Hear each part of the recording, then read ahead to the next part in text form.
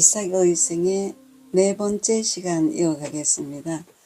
지난 시간에는 리브가와 야곱이 합동작전으로 눈이 어두운 이삭을 속였고, 이삭은 몇 번 시험을 하였지만 야곱을 끝내 에스로 착각하고 축복하고 맙니다.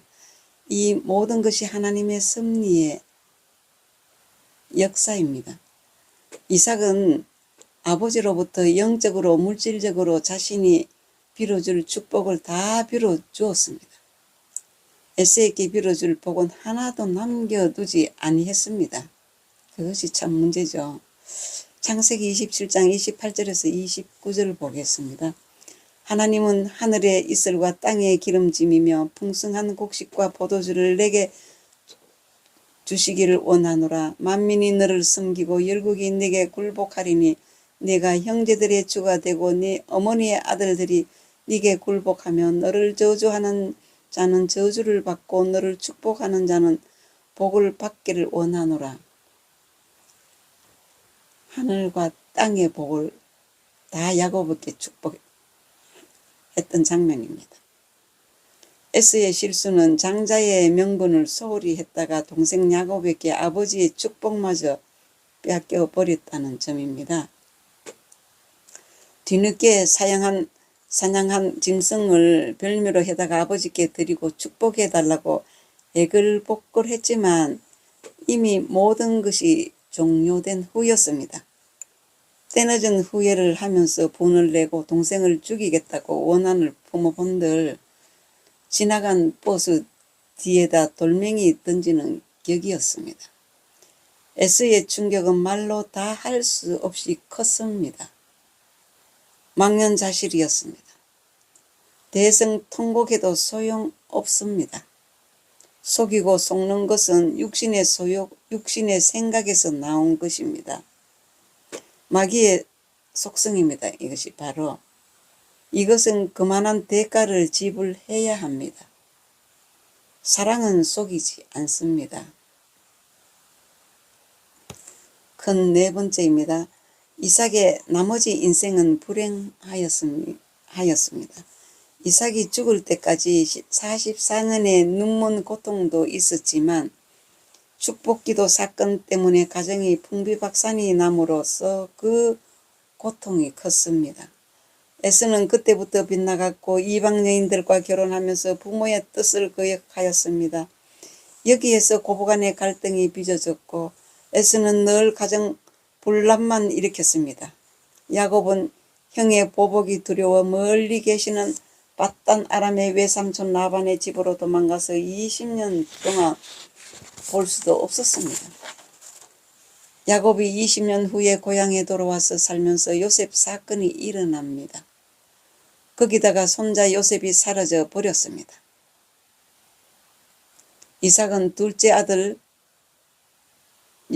야곱도 20년 동안 잃었다가 찾았고 이제는 야곱이 가장 사랑하는 아들 요셉도 잃어버립니다.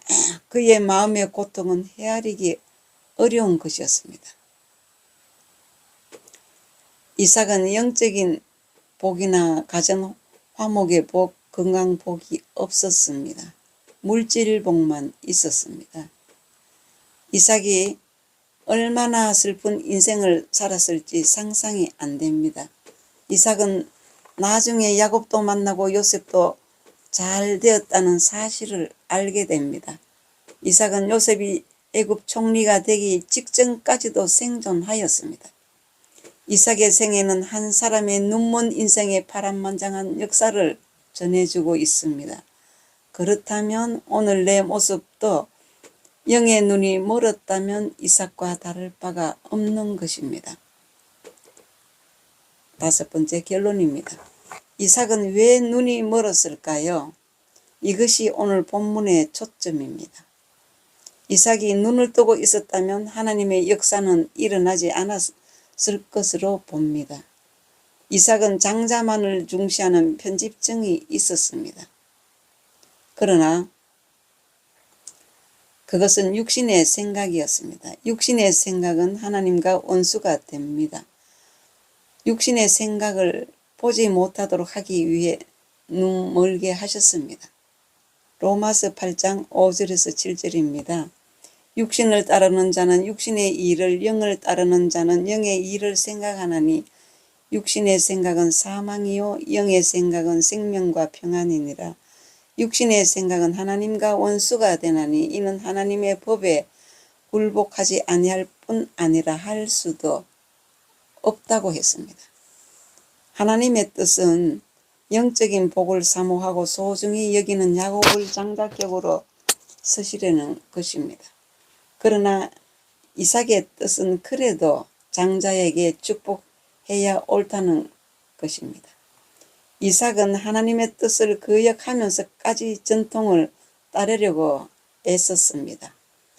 이삭의 영의 생각은 육신의 생각을 이기지 못했습니다. 그러나 그것은 육신의 생각으로서 하나님과 원수가 되는 것이었습니다. 이삭이 눈먼 것은 이삭의 육신의 생각을 막고 축복의 방향을 장자에게서 찾아 야곱에게로 돌리기 위함이었습니다. 이삭의 생애가 44년이나 남아 있는데도 눈이 먼 것은 하나님의 계획을 이루기 위해 축복의 방향을 바꾸기 위해서였습니다. 이삭이 하나님의 뜻을 저버리고 불순종하며 육신의 생각을 고집하였으므로 그의 눈먼 44년을 고통스러운 세월이었습니다. 인생 말년에 가서야 모든 것이 아름답게 되어지므로 잠시 심령의 천국을 누렸을 뿐입니다. 하나님께서는 이삭의 영안이 육신의 생각을 보고 그곳으로 치우치지 못하도록 하기 위해 눈을 치셨습니다. 이삭도 사실상 야곱이 축복을 받아야 된다는 하나님의 의도를 알았으나 장자 축복권을 고집하다가 슬픈 인생을 살아야 했습니다. 결국 이삭은 자신의 생각대로 하지 못하고 하나님의 뜻대로 하게 되었습니다.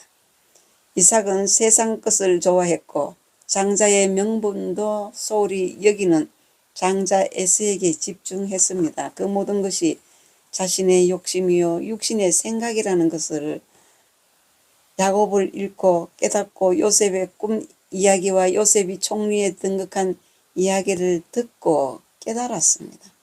깨닫는 것은 은혜입니다. 이삭이 하나님의 뜻을 깨닫고 반성하며 회개하는 마음으로 새로운 소망을 품게 되자 아들도 돌아와서 기쁨을 주었고 손주도 살아 있으면서 애굽의 총리가 되었다는 소식을 전해 줌으로 행복감을 느꼈습니다. 이삭 인생의 마지막은 해피엔딩입니다. 오늘 저와 여러분이 하나님의 뜻을 알고도 육신의 생각을 고집하는 경우가 얼마나 많습니까? 그 육신의 생각을 영의 생각으로 방향을 틀어야 합니다. 이삭이 방향을 안 틀었기 때문에 눈이 먼 것입니다.